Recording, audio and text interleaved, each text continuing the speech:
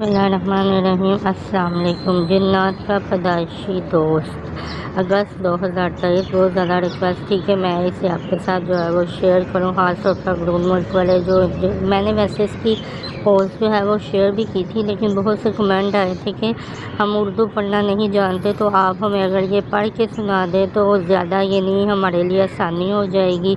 तो मैंने इसमें, क्योंकि इस दफ़ा वजीफ़े भी बहुत अच्छे शाया हुए हैं जिन्नात के पैदाइशी दोस्त में, तो मैंने सोचा कि इसे ज़रूर ही शेयर कर देना चाहिए पढ़कर। तो स्टार्ट करते हैं। किस्त नंबर 164, जिन्नात का पैदाइशी दोस्त। अल्लामा लाहौती पुरसरारी।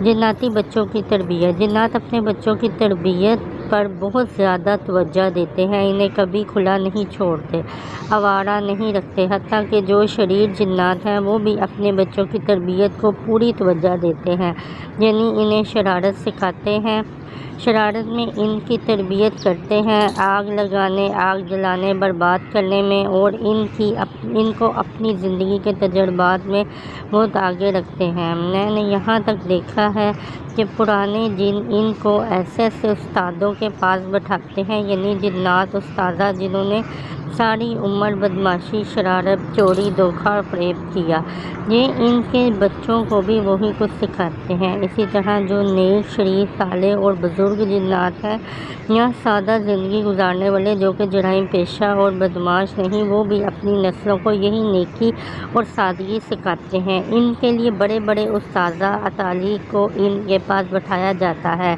और इनको नेकी, सालियत, इबादत, तस्बीह, सजदे, नमाज, खैर वही, महलूक की खिदमत, सच्चाई, सच्ची ज़िंदगी, सच्चा कारोबार, सच्ची राहों के रास्ते, अलगर्ज ये ज़िंदगी सिखाई जाती है। कोई जिन आज तक मुझे नहीं मिला जिसने अपनी औलाद की तरबियत का ना सोचा हो। कोई जिन ऐसा नहीं जिसने औलाद को खुले आम छोड़ दिया हो और औलाद बिल्कुल ऐसी कि इसे कोई पूछने वाला ना हो, ऐसा हरगिज़ नहीं। जिन्नात बहुत हसास होते हैं, वो अपनी औलाद को अपनी ज़िंदगी का मकसद देते हैं, सच्ची राहें देते हैं और सच्चे रास्ते देते हैं, और इनकी ज़िंदगी के आला मकासद में कामयाबी देते हैं। आला इक़्तिदार, अखलाक व अदब से मुज़य्यन ख़ानदान। एक जिन ख़ानदान है, मेरा इनके यहाँ और उनका मेरे यहाँ आना जाना है। मैंने इनके बच्चों में आखिरी दर्जे का अदब, सलीका, आला इक़्तिदार और मुकाम देखा है। कुछ अर्सा तो मैं इनका रहना, उठना, चलना, आने वाले की इज़्ज़त, घर वालों से बोलचाल, आपस में वक़ार, शफ़क़त, ज़िंदगी और सलीका देखता रहा।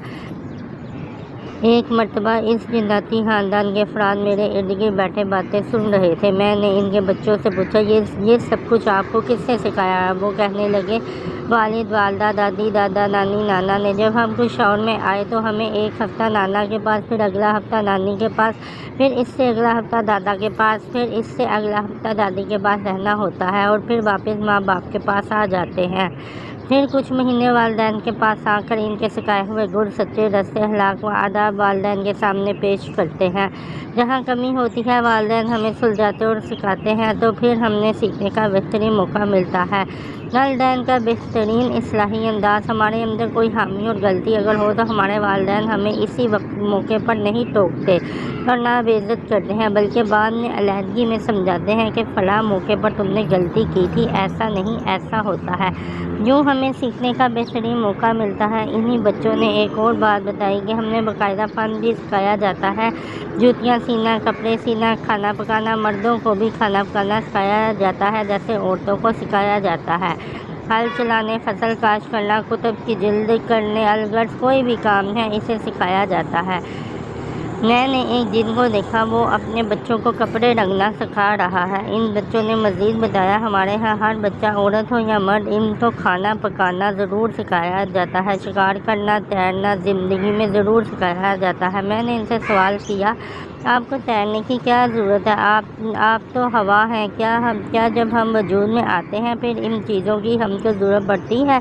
जब हवा में होते हैं तो फिर इनकी ज़रूरत नहीं पड़ती। हमारे वजूद की वजह से हमने बहुत सी चीज़ें सीखना, परखना लाजिम होती हैं। जिन्नाती मियाँ बीवी में झगड़े का एक वाक़या। एक बार खानदान में झगड़ा हुआ था। क्यों ना कि जिन्नात के झगड़े भी बहुत ज़्यादा होते हैं। जैसा कि मैंने बताया شریف شرارتی جنات بھی ہوتے ہیں، شریف اور بہترین خاندان بھی۔ میں نے محسوس کیا کہ میاں بیوی کا جھگڑا ہو رہا تھا، لیکن وہ بچے ایک طرح بیٹھے سر جھکا کر کچھ نہیں دیکھ رہے تھے، اور ان میں سے چند بچے ایسے تھے جو آنسو بہا رہے تھے، ان کے ہونٹ ہل رہے تھے، نامعلوم وہ کیا پڑھ رہے تھے یا کچھ بول رہے تھے۔ ان کے قریب گیا، ان میں زیادہ سختی جننی بیوی میں تھی، ان سے درخواست کی، انہیں سمجھایا کہ آپ ایسا نہ کریں، آپ اپنے آپ کو سنبھال لیں۔ جننی کو میری بات کا ہوش نہیں تھا، وہ غصے میں تھی۔ پھر میں نے ایک کلام طرح جننی پر پھونک ماری، ایک دم ایسے لگا جیسے وہ زندگی میں واپس اور ہوش میں آ گئی ہو۔ مجھے حیرت ہوئی یہ کیسے واپس آ گئی۔ پھر اس نے میری بات سنی، کیوں نہ کہ اس کو ہوش آ چکا تھا۔ پھر میں نے اس کو نصیحتیں کی کہ شوہر سے محبت کیا چیز ہوتی ہے، آپ کے اس جھگڑے اور سختی کا اثر نسلوں پر پڑ رہا ہے، آپ اکیلے نہیں ہیں، آپ کی نسلیں روزانہ ایک دوسرے کو نوٹ کر رہی ہیں، ایک دوسرے کو دیکھ رہی ہیں، ورنہ زندگی بہت تلخ اور سخت ہو جائے گی، حقیقتیں ختم ہو جائیں گی، سچائیوں سے دور ہو جائیں گے، گھر پرسکون، خوشحال اور بے مثال بن گیا۔ جننی تھوڑی ہی دیر میں میری بات سن کر رونے لگ گئی۔ پھر میں نے یہی کلام انہیں بتایا کہ سورۃ طارق آخری پارہ کی سورت ہے، اس کے آخری 3 آیات اِنَّهُمْ یَکِیدُونَ کیدا وَأَکِیدُ کیدا فَمَہِّلِ لِلْکَافِرِینَ أَمْہِلْہُمْ رُوَیدًا۔ سارا دن پڑھیں، تھوڑا پڑھیں یا بہت زیادہ پڑھیں، میں انہیں بتا کر آ گیا۔ میرا کچھ ہی عرصے کے بعد ان کی طرف جانا ہوا تو ان کا گھر پرسکون خوشحال دیکھا۔ وہ جننی خاتون کہنے لگی، آپ نے مجھے جو بتایا بہت ہی حیرت با کمال تھا، اور اس کے بعد زیادہ رزلٹ ہیں اور برکتیں ملی ہیں، گھر میں سکون، چین، راحت قدہ بن گیا ہے، مسائل حل، مشکلات دور، ناکامیاں ختم، بچوں میں محبت بڑھی، میاں بیوی میں محبت بڑھی، اور آج ہمارا گھرانہ لوگوں کے لیے خود مثال بن چکا ہے۔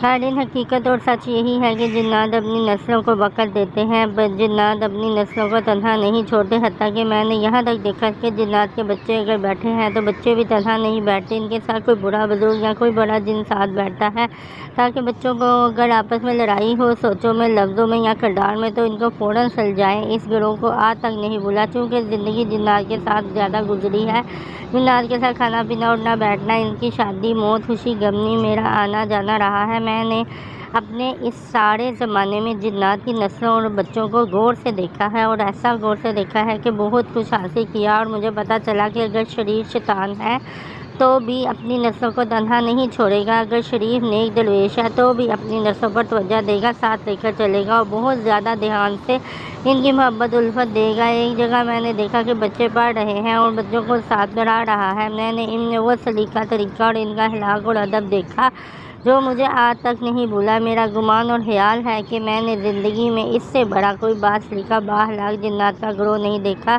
وہ باقی کیا کمال بیٹھے ہوئے تھے، استاد بالکل نہیں ڈانٹ رہا تھا، کیوں نہ کہ گھر سے انہیں منانے کی، ادب کی، سلیقہ اور اخلاق کی تربیت ملی تھی، گھر سے یعنی والدین کے ذریعے ان کو ہر چیز پہلے سکھا کر بھیجا جا رہا تھا، والدین نے انہیں ہر چیز سکھائی ہوئی تھی، اٹھنا کیسے، بولنا کیسے، کھانا پینا، حتیٰ کہ وہ ایک چیز سکھاتے کہ جنات اپنی خدمت اور اپنا کام خود کریں، اپنی خدمت اور کام کے لیے کسی ملازم کو نہ بنائیں، نہ نوکری، نہ کسی سے سوال کریں۔